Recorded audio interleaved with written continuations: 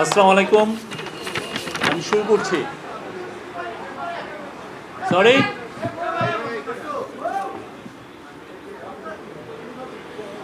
হয়েছে? শুরু করেন, করেন। শুরু করেন, শুরু না করলে ক্ষমতা নেই।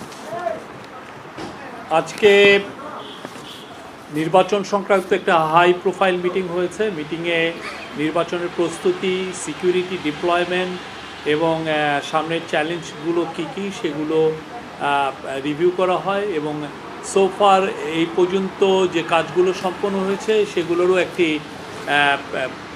আপডেটেড লিস্ট জানানো হয়। তো আজকে চিফ অ্যাডভাইজার তার বক্তৃতার প্রথমেই সন্তুষ্টি প্রকাশ করেছেন যেইভাবে ক্যাম্পেইনটা চলছে। তিনি বলেছেন সারা দেশে উৎসাহ, উদ্দীপনা, শান্তিপূর্ণ ও সৌহার্দ্যপূর্ণ পরিবেশে নির্বাচনের প্রচারণা চলছে। উনি বলছেন কেউ কারো বিরুদ্ধে ত্রুটি, কটু কথা কেউ বলছেন না, কোনো অভদ্র আচরণও হচ্ছে না, আমাদের অভদ্র কথাও হচ্ছে না। আমাদের রাজনৈতিক ইতিহাস ও সংস্কৃতির জন্য এটি খুবই ইতিবাচক পরিবর্তন। উনি বলছেন এখন পর্যন্ত প্রস্তুতি পর্ব খুব ভালোভাবে সম্পন্ন হয়েছে, আমরা সন্তুষ্ট, we are very happy.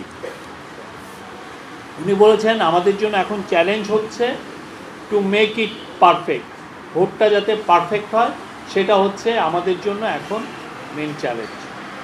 R next 1 week উনি বলছেন যে খুবই ক্রুশিয়াল। আপনারা জানেন ইলেকশন 12 তারিখে, মানে আজকের থেকে মাত্র 4 দিন পরেই। উনি বলেছেন ভোট উৎসব মুখর হবে এবং সেই জন্য এবং এটাকে যে করেই হোক সেফ, এটা সেফ হবে। উনি আশা করছেন এটা সেফ হবে। নারীরা আনন্দের সাথে ভোট দিবেন, পুরো পরিবার একসাথে ভোট উৎসবে যোগ দিবে। আমি আশা করি এই ভোট ইতিহাসে স্মরণীয় হয়ে থাকবে, উনি এটা বলেছেন।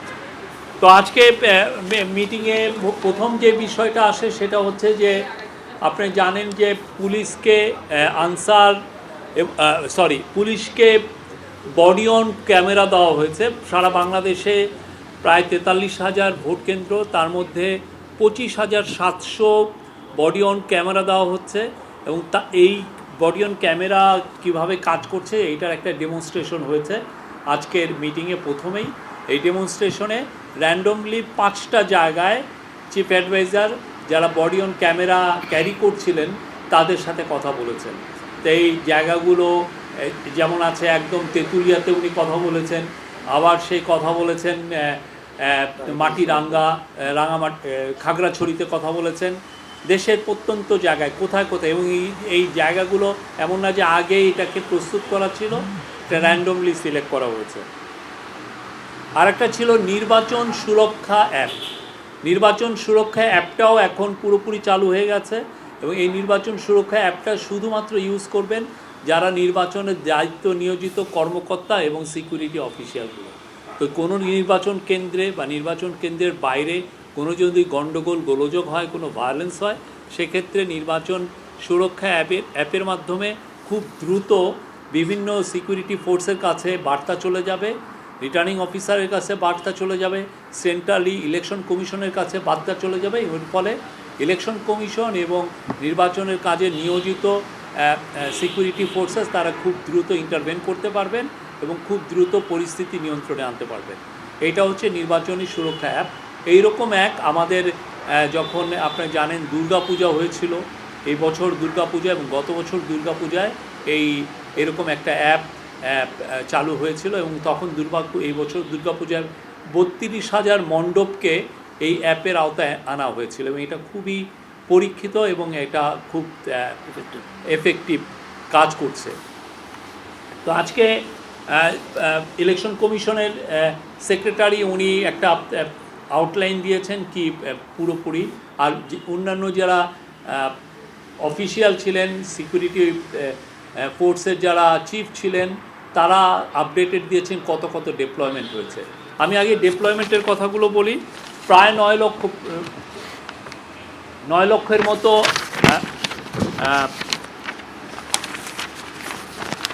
9 লক্ষের মতো মেম্বার অফ সিকিউরিটি ফোর্সেস, তার মধ্যে 1,08,000 হচ্ছে arm forces member, that means army, navy এবং এয়ারফোর্সের। এদের ডেভেলপমেন্ট মোটামুটি শুরু হয়ে গেছে। তার মধ্যে আর্মি এবং নেভি এবং এয়ারফোর্সের 1,08,885 জন অলরেডি ডিপ্লয়েড হয়ে গেছে। বিজেপির 37,453 জন অলরেডি ডিপ্লয়েড হয়েছে। তাদের 37,453 জন সদস্য হচ্ছে 1210টি প্লাটুনে। কোস্টগার্ডের 10টি জেলায় 17টি আসনে, মানে 20টি উপজেলায় 69টি ইউনিয়নের তাদের 3,585 সদস্য মোতায়েন করা হয়ে গেছে অলরেডি। পুলিশের কাজটা, পুলিশ ডেপ্লয়মেন্টটা হবে একটু দেরিতে, সেটা ওদের কিছু কিছু কাজ ওরা কাজ করে রেখেছে, বা ডেপ্লয়মেন্টটা ওরা হবে 11 তারিখ সকালে। আর পুলিশের ডেপ্লয়মেন্ট হবে 1,57,000। আর আনসারের 5,67,866 জন আনসার সদস্য, এদের ডেপ্লয়মেন্ট কালকের থেকে শুরু হবে। ওরা স্ব ডিস্ট্রিক্টের থেকেই তো ডেপ্লয়মেন্ট হবে, অতএব এটা কালকের মধ্যে এই ডেপ্লয়মেন্টটা কমপ্লিট হয়ে যাবে, আনসারের যিনি প্রধান এটা জানিয়েছে। আর এছাড়া র্যাবের কথাও বলেছি, র্যাবের ডেপ্লয়মেন্ট টু টাইম মতো ওরা যখনই সময় হবে, ওরা অলরেডি যে কাজগুলো প্রস্তুতিমূলক কাজগুলো করেছেন, ডেপ্লয়মেন্টটা শুরু হয়ে যাবে। এছাড়া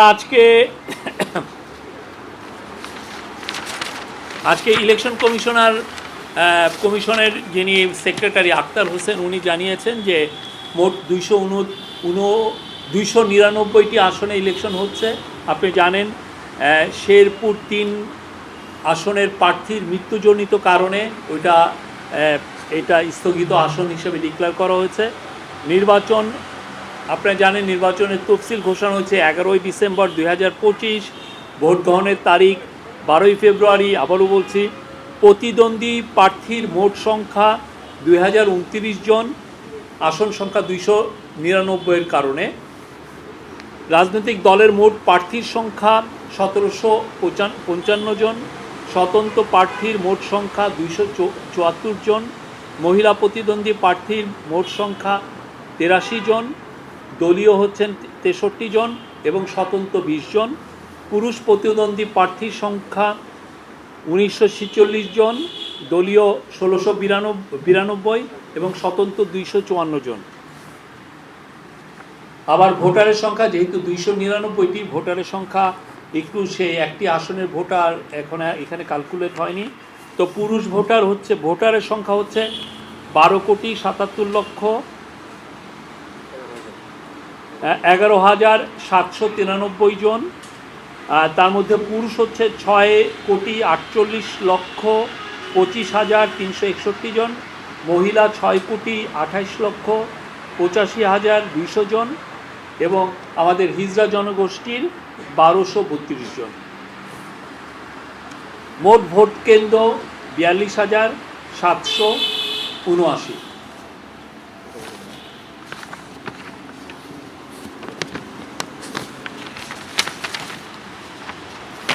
আর পোস্টাল ভোটের একটা আপডেটেড লিস্ট এসছে।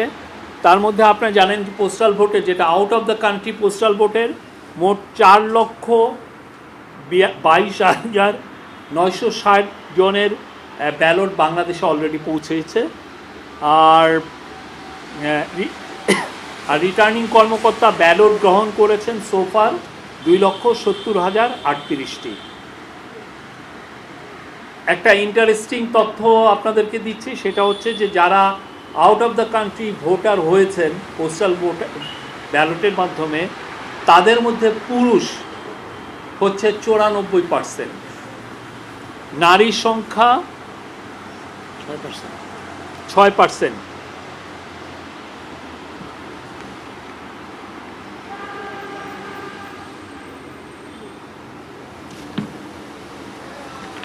আর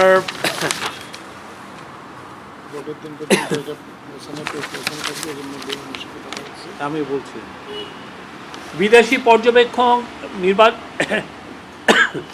বিদেশি পর্যবেক্ষণ প্রায় 400 জন থাকছেন, আর দেশি পর্যবেক্ষক প্রায় 50,000-এর মতো থাকছেন, আর সাংবাদিক থাকছেন সোফার আমরা এস্টিমেটেড করেছি যে 120 জনের মতো বিদেশি সাংবাদিক এই ইলেকশনটা কভার করবেন।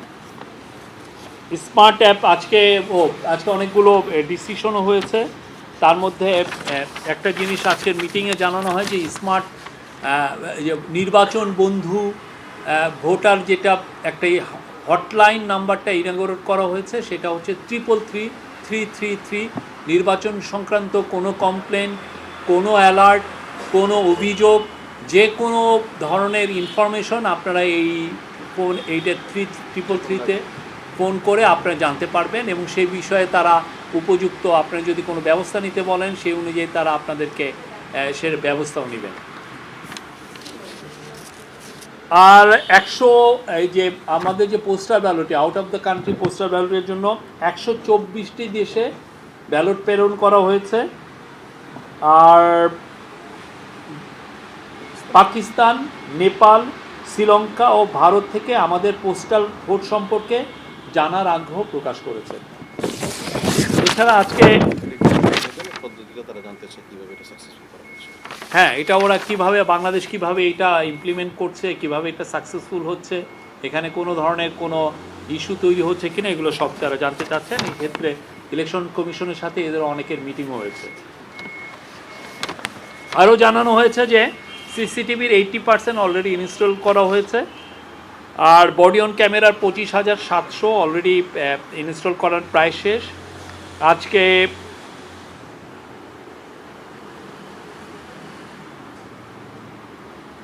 আর তেমন কিছু নাই। আজকে ওই ইলেকশন কমিশনের চিফ সেক্রেটারি, আপনি জানেন পাশা নিয়ে একটি নিউজ হয়েছে, সেই বিষয়ে আমাদের deputy press secretary Azad Majumdar বলবেন। ইলেকশন কমিশনের সেক্রেটারি এই বিষয়ে আজকের মিটিংকে অবহিত করেন।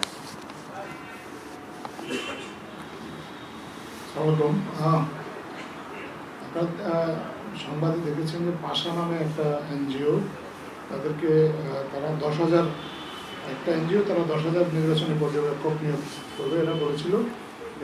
এটা ইলেকশন কমিশন থেকে তাদের বিষয়ে খোঁজখবর নেওয়া হয়েছে। খোঁজখবর নিয়ে তাদের সক্ষমতা সম্পর্কে ইলেকশন কমিশন নিশ্চিত হতে পারবে, এই জন্য তাদেরকে পর্যবেক্ষক কার্ড বিতরণ করা স্থগিত করা হয়েছে। এবং তবে এখন পর্যন্ত তাদের ব্যাপারে কোনো রাজনৈতিক সংশ্লিষ্টতা পাওয়া যায়নি,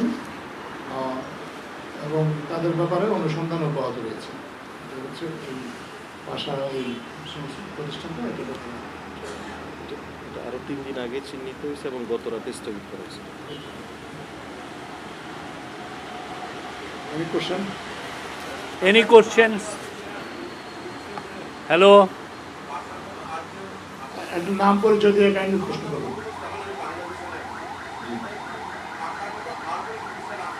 না, এই একটা বিষয় বলা হয়েছে, এর বিষয়ে একটা প্রতিষ্ঠানের ব্যাপারে শুধু সিদ্ধান্ত হয়েছে।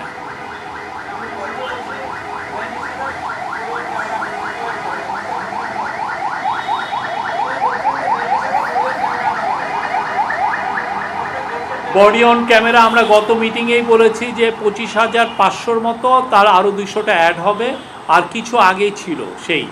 তো মূলত আসলে যেগুলো ভোটিং সেন্টার খুব রিস্কি বা যেটার, সেগুলোকে এটা দেওয়া হচ্ছে। হ্যাঁ,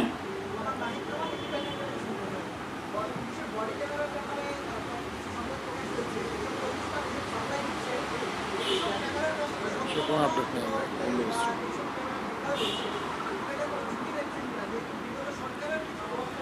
আজকে তো ডেমনস্ট্রেশন, লাইভ ডেমনস্ট্রেশন হলো।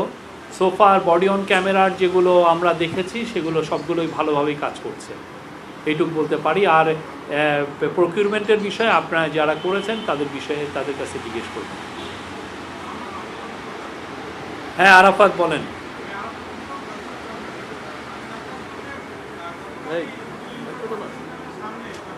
বিষয়ে আমরা যে বিবৃতি দিচ্ছি আর কিছু আপডেট করার নেই।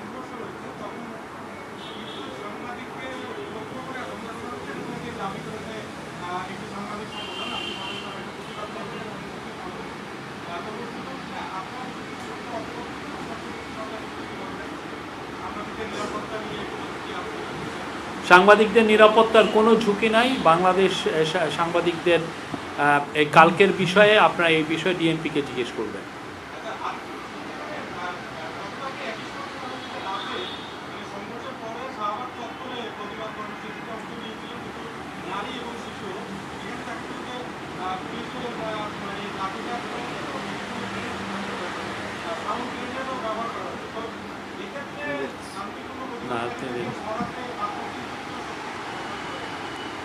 আমরা এই বিষয়ে আমি বলছি তো, এই পুরো বিষয়ে আমরা অলরেডি একটা স্টেটমেন্ট দিয়েছি। আরও যদি ফার্দার আপনারা ইনফরমেশন জানতে চান আপনারা ডিএমপির সাথে কথা বলবেন। বলেন।